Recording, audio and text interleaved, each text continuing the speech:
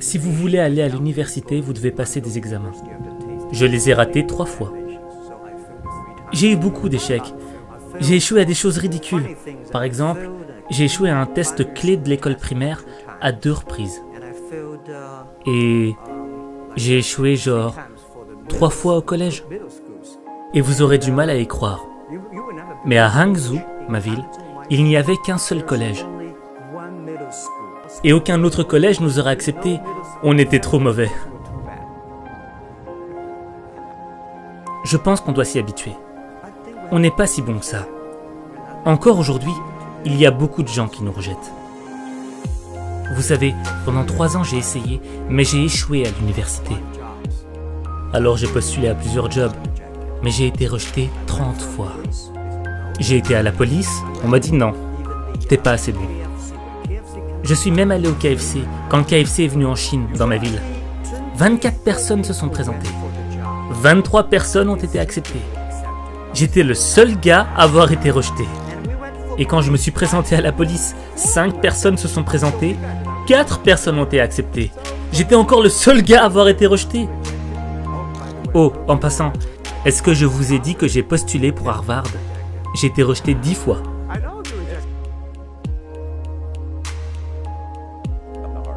Et là, je me suis dit, peut-être qu'il faudra que j'aille donner cours là-bas un jour.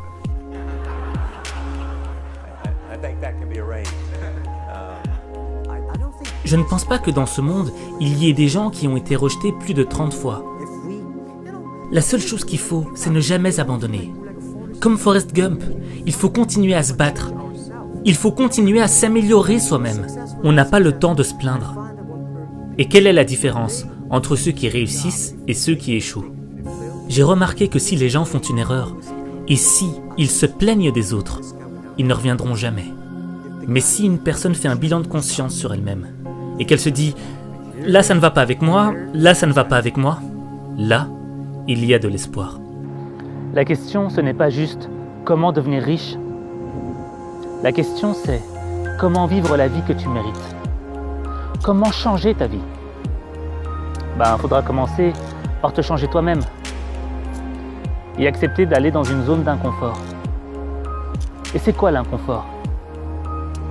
C'est faire quelque chose où tu sais que tu risques d'échouer, de perdre. Mais l'échec, ce n'est pas la fin de ton histoire.